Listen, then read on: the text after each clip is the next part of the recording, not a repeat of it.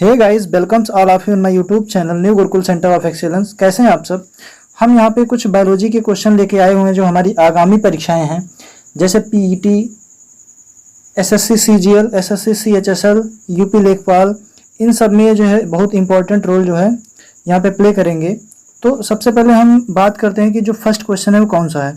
तो यहाँ पे जो सबसे पहला क्वेश्चन है वो ये है कि मानव शरीर की सबसे बड़ी ग्रंथि कौन सी है। ठीक, जो मानव शरीर होता है इसमें सबसे बड़ी ग्रंथि कौन सी पाई जाती है। तो इसमें ऑप्शन ए है लार ग्रंथि, बी है थायराइड ग्रंथि, सी है यकृत ग्रंथि और डी है आमाशय।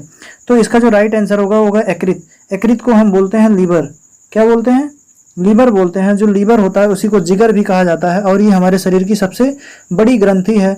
और ये जो लीवर होता है सबसे ज़्यादा रिकवरी करने की जो दर होती है वो लीवर में ही होती है। ठीक, अब नेक्स्ट क्वेश्चन की बात करते हैं। तो जो दूसरा क्वेश्चन है वो है मनुष्य में मादा जनन अंग से किस हार्मोन का स्राव होता है। मीन्स जो मादा जनन अंग होते हैं, फीमेल में जो प्रोडक्शन ऑर्गन्स होते हैं उसमें जो है कौन से हार्मोन्स का रिसाव होता है। तो ये जो है ऑप्शन है एस्ट्रोजन, बी जो है प्रोजेस्टेरॉन, सी है रिलैक्सिन और डी है सभी कथन सत्य हैं। तो इसका जो राइट आंसर होगा वो है रिलैक्सिन। क्या है यहाँ पे? राइट आंसर होगा रिलैक्सिन। जो रिलैक्सिन नामक हार्मोन्स होता है ये मादा जनन अंगों से स्रावित होते हैं। नेक्स्ट क्वेश्चन की बात करते हैं। तो जो अगला क्वेश्चन है वो है मनुष्य में ऐच्छिक गतियों का नियंत्रण किसके द्वारा होता है। मीन्स जो ऐच्छिक गतियां होती हैं उनका नियंत्रण मनुष्य में किसके द्वारा होता है। तो इसका जो ऑप्शन है, ऑप्शन ए है सेरिब्रम, दूसरा है थायराइड, सी है सेरिबेलम और डी है इनमें से कोई नहीं।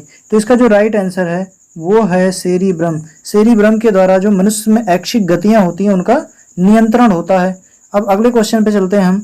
अगला क्वेश्चन ये है कि शरीर का तापक्रम कहाँ नियंत्रित होता है। मीन्स जो हमारे बॉडी का टेम्परेचर होता है यहाँ ये जो है कहाँ से कंट्रोल होता है। तो इसके जो ऑप्शन दिए हुए हैं, देखो इसमें 4 ऑप्शन दिया हुआ है। पहला स्पाइनल कार्ड, दूसरा है सेरिबेलम, तीसरा हाइपोथैलेमस और चौथा है पिट्यूटरी ग्लैंड। तो इसका जो राइट आंसर होगा वो है सी, मीन्स हाइपोथैलेमस। जो हाइपोथैलेमस होता है इसी के द्वारा मानव का जो शारीरिक तापमान होता है वो नियंत्रित होता है। अब हम अगले क्वेश्चन पे चलते हैं। तो यहाँ पे जो अगला क्वेश्चन है वो है क्वेश्चन नंबर 5। अमीबा में भोजन का अंतर्ग्रहण किसके द्वारा होता है।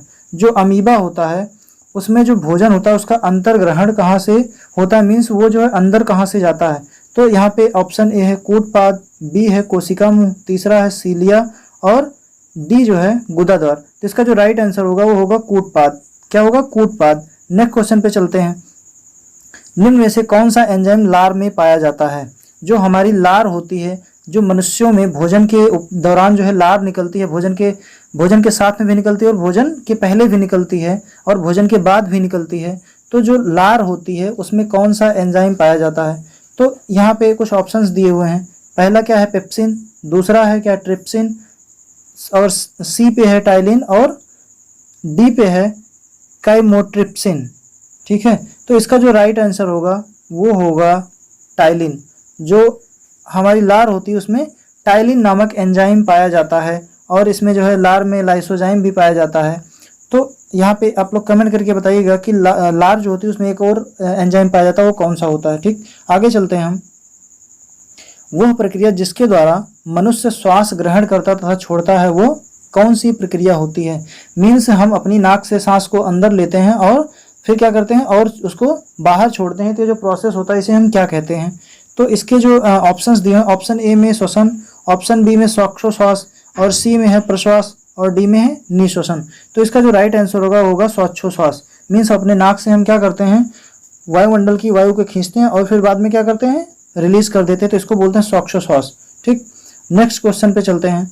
तो यहाँ पे है ऊर्जा उत्पादन के लिए कोशिका प्रायः किसका उपयोग करती है। मीन्स जो ऊर्जा का उत्पादन होता है उसमें जो कोशिकाएं होती हैं किस पदार्थ का उपयोग करती हैं। Option A amino acid, option B glucose, option C वसा अम्ल और ऑप्शन डी जो है वो सुक्रोज है। तो यहाँ पे जो राइट आंसर होगा, इसका जो राइट आंसर नंबर बी जिसको ग्लूकोज कहते हैं। तो ग्लूकोज के द्वारा ही ऊर्जा का उत्पादन होता है जिसका उपयोग कोशिकाएं करती हैं। फिर अगले क्वेश्चन पे चलते हैं। तो अगला क्वेश्चन है किस अभिक्रिया द्वारा पौधों में ऑक्सीजन बाहरी वातावरण से कोशिकाओं में पहुंचता है।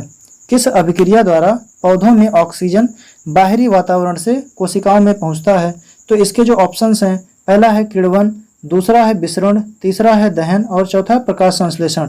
तो यहाँ पे सबसे पहले हम जो किण्वन होता है उसका एग्जाम्पल समझ लेते हैं। किण्वन के थ्रू क्या होता है, जैसे हमारा गन्ने के रस से सिरका बनता है और दूध से दही बनता है, ये जो है किण्वन हो गया। विसरण में क्या होता है, अधिक सांद्रता का कोई अणु क्या होता है, कम सांद्रता की ओर जाता है। तो इसका जो राइट आंसर होगा वो विसरण होगा। दहन में क्या होता है, कोई चीज जलती है तो हमको ऊर्जा मिलती है। और प्रकाश संश्लेषण में क्या होता है, सूर्य के प्रकाश और जो पत्ते होते हैं उसमें क्लोरोफिल नामक पदार्थ पाया जाता है।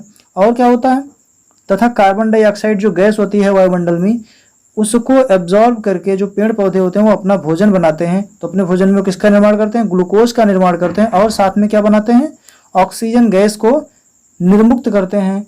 वही पेड़ पौधे जो ऑक्सीजन गैस निर्मुक्त करते हैं वो मानव जीवन के लिए क्या होती है, बहुत उपयोगी होती है, यानी कि जीवनदायिनी होती है। फिर अगले क्वेश्चन पे आते हैं, श्वसन की अभिक्रिया में खाद्य पदार्थों की परिणति क्या होती है। जब श्वसन होता है तो उसमें जो खाद्य पदार्थ होते हैं उनकी परिणति क्या होती है। तो इसमें जो है ऑप्शन है विघटन, दूसरा दहन, तीसरा परिवर्तन और चौथा है संश्लेषण। ठीक है, तो जब हम क्या करते हैं, श्वसन करते हैं, तो जो हमारे खाद्य पदार्थ होते हैं वो छोटे छोटे अणुओं में टूटते हैं, मीन्स उनका विघटन होता है। तो यहाँ पे जो राइट आंसर होगा वो राइट आंसर यहाँ पे इसका जो राइट आंसर होगा वो हो जाएगा विघटन। जब श्वसन होता है तो जो खाद्य पदार्थ होते हैं वो छोटे छोटे अणुओं में विघटित हो जाते हैं। तो हम उम्मीद करते हैं आपको ये वीडियो समझ में आया होगा। आप हमारे जो है चैनल को ज़्यादा से ज़्यादा शेयर करिए, अच्छा लगे तो हमारे चैनल को सब्सक्राइब करिए। और हाँ, आप हमको इंस्टाग्राम पे फॉलो करते हैं, फॉलो कर सकते हैं। वो जो है इंस्टाग्राम पे आईडी है इट्स दीप के नाम से, आप वहाँ पे हमको फॉलो कर सकते हैं, तथा फेसबुक पे हमको फॉलो कर सकते हैं।